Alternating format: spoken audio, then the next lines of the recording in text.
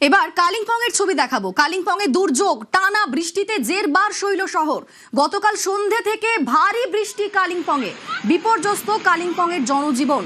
যে ছবি দেখাচ্ছি আপনাদের, দেখুন জলের স্রোতে একদম খড়কুটোর মতো ভেসে যাচ্ছে বাইক। গতকাল সন্ধে থেকে ভারী বৃষ্টি কালিম্পংয়ে, বিপর্যস্ত কালিম্পংয়ের জনজীবন। টানা বৃষ্টিতে জেরবার শৈল শহর।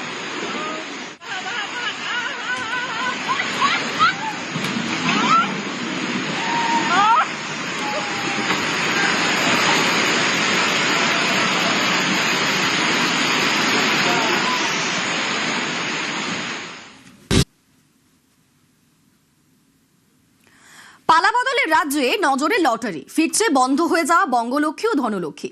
বন্ধ হচ্ছে ডিয়ার লটারি। লটারিতে স্বচ্ছতা আনতে বড় সিদ্ধান্ত শুভেন্দু অধিকারীর সরকারের।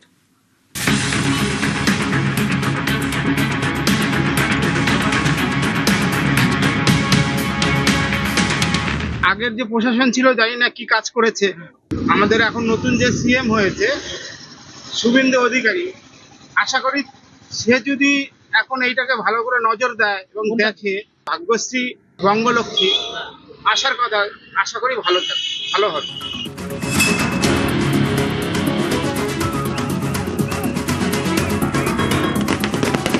বাংলায় পালাবদল, এবার বদল লটারিতেও। বন্ধ হয়ে যাচ্ছে ডিয়ার লটারি, বাংলায় ফিরছে বন্ধ হয়ে যাওয়া বঙ্গলক্ষ্মী ও ধনলক্ষ্মী। মাননীয় মুখ্যমন্ত্রী শুভেন্দু মহাশয়কে বলা হচ্ছে ওই পুরনো টিকিটটা যেন আবার বাজারে তাড়াতাড়ি ছাড়া হয়, তার জন্য ওনাকে আমাদের অশেষ ধন্যবাদ। আমি অনেক পুরনো দিনের সেলার, টিকিট বিক্রি করি।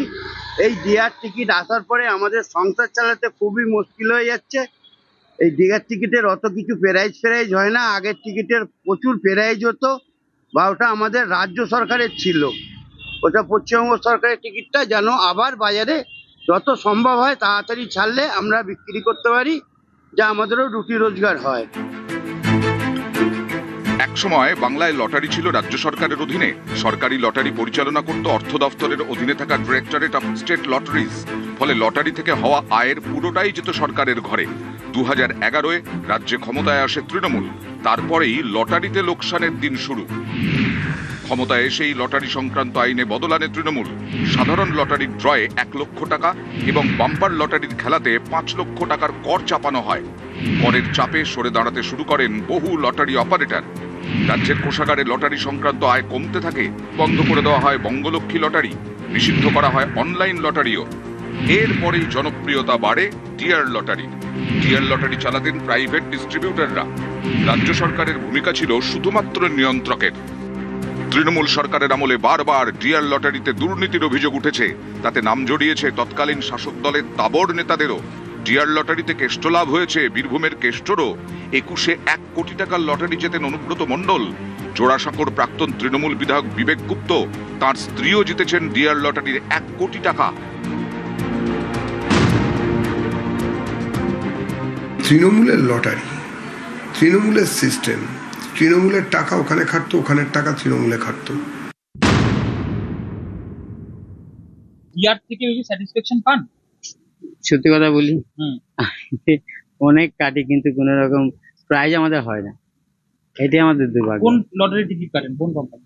এই ডিয়ার কোনো উপকার পাইনি। ডিয়ার থেকে আমরা কিছুই পাচ্ছি না, খালি কেটেই যাচ্ছি, টাকা পয়সা সব ধ্বংসের দিকে। অভিযোগ, ডিয়ার লটারির লাভের অংশ পৌঁছতো না রাজ্যের কোষাগারে। অনেক সময় লটারি খেলা হয়ে যেত অবিকৃত টিকিটে, অর্থাৎ কেউ কেনেননি এমন লটারির টিকিটে 1 কোটি টাকার পুরস্কার দেওয়া হয়ে যেত। ফলে সাধারণ ক্রেতাদের কোনো লাভ হতো না, নির্দিষ্ট কোনো ব্যক্তির পকেটে ঢুকতো এই টাকা। অভিযোগ, লটারিকে কালো টাকা সাদা করার জন্য ব্যবহার করা হতো।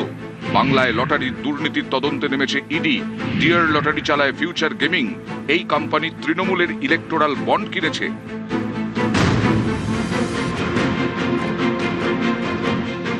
26-এ ভোটের প্রচারে বারবারই শুভেন্দু অধিকারীর মুখে শোনা গেছে এই লটারি দুর্নীতি বন্ধ করার প্রতিশ্রুতি। মুখ্যমন্ত্রী হয়েও কড়া বার্তা দিয়েছেন।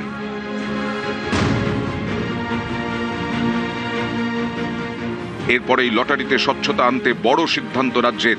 ফেরানো হচ্ছে বঙ্গলক্ষ্মী ও ধনলক্ষ্মী লটারি। এগুলি নিয়ন্ত্রণ করবে রাজ্য সরকারের অর্থ দফতর। আগামী অর্থবর্ষ থেকেই তা চালুর নির্দেশ দিয়েছেন মুখ্যমন্ত্রী শুভেন্দু অধিকারী। লটারি ইত্যাদি ক্ষেত্রে রাজ্য সরকার যা নীতিগত সিদ্ধান্ত যা নেবেন সেটা রাজ্য সরকারের বিষয়, কিন্তু রাজ্যের টাকা বাইরের রাজ্যে চলে যাওয়া একতরফাভাবে গত 15 বছরের মধ্যে একটা বড় অংশ সময় দেখেছি যে একজন ব্যক্তি প্রত্যেক 7 দিনে বা তার বাড়ির লোক প্রতি 7 দিনে ফার্স্ট প্রাইজ পেয়ে যাচ্ছে। কেননা এরম ভাগ্যবান ভাগ্যবতী যারা রয়েছেন তাদেরকেও আইডেন্টিফাই করা দরকার এবং কোন জাদু বলে তারা এই ভাগ্যের সাধনাটা করতে পারতেন সেটাও জানা দরকার। ডিয়ার লটারির মতো লটারি পরিষেবা শুরু হবার দরুন রাজ্যের কোষাগার ক্ষতির সম্মুখীন হয়েছে, আর এবার তারই বদল চাইছে নয়া সরকার। এবার অর্থ দপ্তরের অধীনেই হবে টেন্ডার, শুরু হবে রাজ্য সরকারের অধীনেই লটারি পরিষেবা। ক্যামেরায় কুণাল চৌধুরীর সঙ্গে সোমরাজ বন্দ্যোপাধ্যায়, নিউজ 18 বাংলা, কলকাতা।